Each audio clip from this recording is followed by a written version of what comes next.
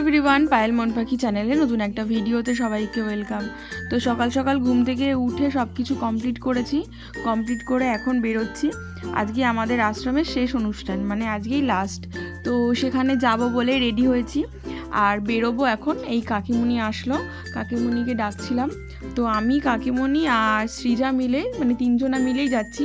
মা সকালবেলায় চলে গেছে, মা সকালবেলায় রেডি হয়ে চলে গেছে, কারণ মাকে ফোন করেছিল মাসিরা, তো ওই জন্য মা তাড়াতাড়ি করে সকালবেলায় চলে গেছে। যেহেতু আজকে শেষ অনুষ্ঠান, সেহেতু তো অনেক ধরনের, মানে অনেক রকমের চাপ রয়েছে নানান কাজের। তো ওই জন্য সকাল সকাল মা বেরিয়ে গেছে আর আমরা একটু বেলা করে বেরিয়েছি। আমরা বেরিয়েছি ওই 12:30-12টার দিকে, 12:30 হয়নি, 12টার দিকে বেরিয়েছি।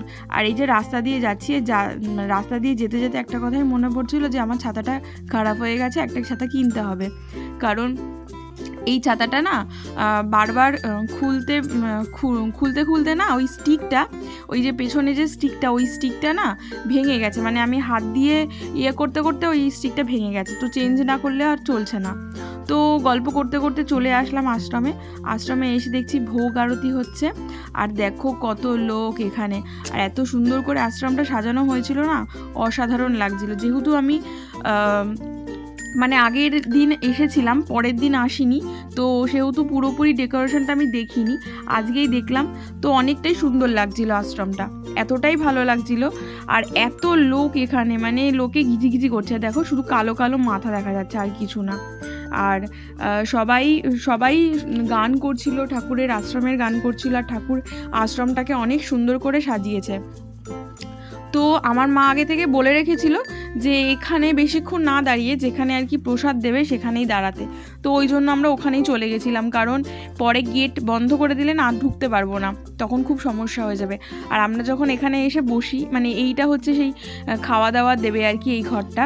তো এইখানে যখন এসে বসলাম তখন অল্প কয়েকজন লোক ছিল আর কি। আর এখন দেখো পুরো ভরে গেছে।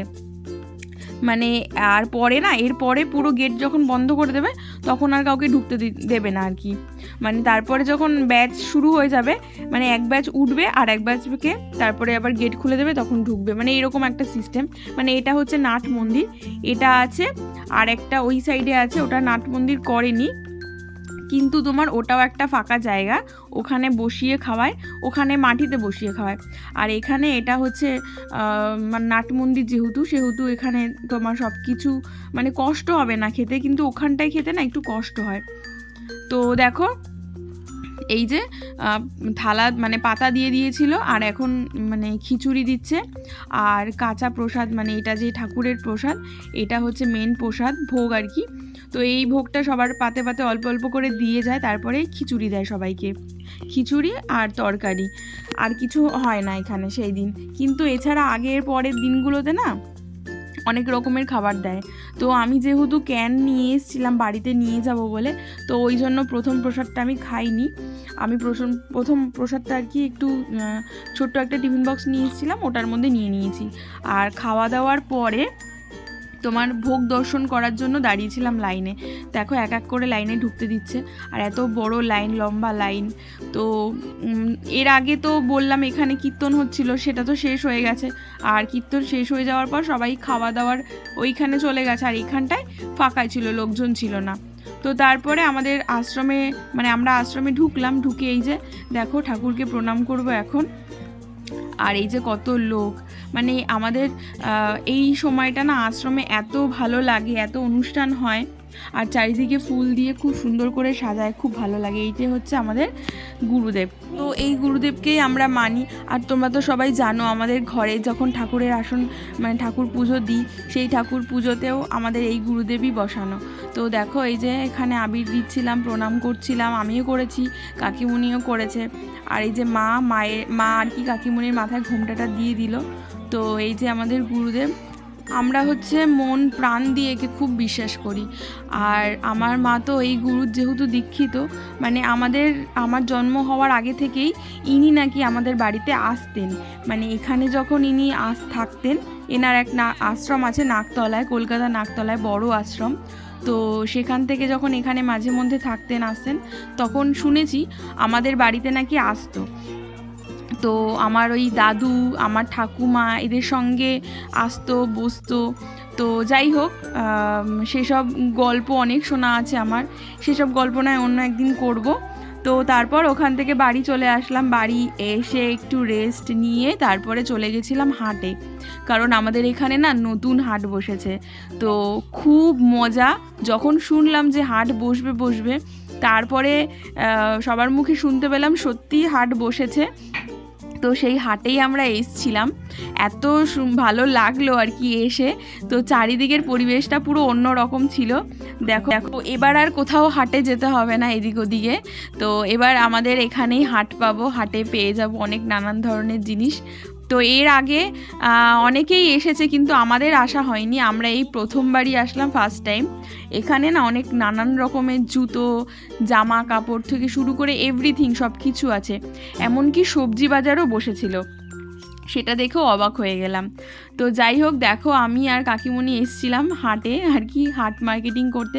আর এখানে এত সুন্দর সুন্দর টপসগুলো ছিল না, হেভি ভালো লাগছিলো। আর কাকিমণি বলছিল একটা কার জন্য নেবে আর কি এই ছোট্ট জামাটা, কাকিমণির বান্ধবীর মেয়ের জন্য। তো তারপরে পছন্দ হলো না, ওখান থেকে চলে আসলাম, এসে অন্য একটা দোকান থেকে জামা কিনেছি। আর এখানে অনেক সুন্দর সুন্দর কম দামে কুর্তি আছে, নাইটি আছে, শাড়ি আছে। শাড়ির স্টকটা বেশি নেই, কিন্তু আদার্স যেগুলো হয় সেগুলো অনেক বেশি আছে, মানে ছেলেদের জামা কাপড়, তারপর মেয়েদের কুর্তি, তারপর এই যে দেখো কত সুন্দর সুন্দর ভ্যারাইটিস রকমের কুর্তি আছে। এখানে কিন্তু দামগুলোও অনেক কম, এমনকি লোয়েস্ট প্রাইস 150 টাকা থেকে ভালো ভালো কুর্তি শুরু হয়। আমি যখন 150 টাকার কুর্তিগুলো দেখলাম না, খুব নিতে ইচ্ছে করছিল। আর এই যে দেখো শাড়ির স্টকটা বেশি নেই যদিও, তবুও কিন্তু শাড়ি যেরকম আছে ভালোই আছে মানে। আর এখানে জুতোগুলো অনেক সুন্দর সুন্দর লাগলো, পছন্দ হলো। তো যেহেতু আমার অনেক গোটা জুতো আছে, ওই জন্য আমি আর জুতো টুতো দেখিনি। কাকিমুনি প্যান্ট নিল সিজনের জন্য। এখানে কিন্তু খুব একটা দাম নেই জিনিসপত্রে, আবারও বলছি অনেক কম প্রাইসে অনেক ভালো ভালো জিনিসপত্র পাওয়া যায়। তারপর কাকিমুনি বাপের বাড়ি যাবে বলে কাকিমুনির দাদার মেয়ের জন্য এই কটনের যে ফ্রকগুলো হয় সেই ফ্রকগুলো নিয়ে নিল। আমি সেরকম কিছু কেনাকাটা করিনি, আমি ভেবেছিলাম একটা বিছনার চাদর নেব, কিন্তু দোমনা করে আর নেওয়া হয়নি। তো পরে নেক্সট টাইম যখন আবার বসবে হাট আর কি, তো সেই দিন নেব। বৃহস্পতিবার করে হাটটা বসে। তো এই হাটটা না ওই আস্তলার একটা হাট আছে, ওটা ভেঙে তারপর এখানে চলে আসে। আর এই হচ্ছে এই ক্লাবের মাঠেই মানে হাটটা আর কি বসে। আমরা যখন এসেছিলাম বেলায় এসেছিলাম, আর যাওয়ার সময় সন্ধে হয়ে গেছিলো, দেখো পুরো অন্ধকার। আর এটা কিন্তু 9টা পর্যন্তই থাকে হাটটা, মানে বিকেল 4টে থেকে 9টা পর্যন্তই হাট বসে। তো এই বাড়ির আশেপাশে যেসব মানুষগুলো রয়েছে তাদের তো খুব মজা হয়, তাই আমি কাকিমুনির সাথে গল্প করছিলাম। তারপর আমি আমার কাজে চলে গেছিলাম, কাজ থেকে বাড়ি এসে দেখলাম মা তড়কা আর রুটি করেছে। তো রাতের ডিনারটা বেশ ভালোই হবে। তো ভিডিওটা কেমন লাগলো তোমরা সবাই কমেন্ট করে জানাবে। আবার নেক্সট একটা ভিডিওতে সবার সঙ্গে দেখা হচ্ছে। ও হ্যাঁ, আরেকটা কথা বলার ছিল, তোমরা কিন্তু আমাকে কমেন্ট করে বলতে পারো কে কীরকম ভিডিও দেখতে চাও, তো আমি সেরকম ভিডিও দেওয়ার চেষ্টা করব সব সময়।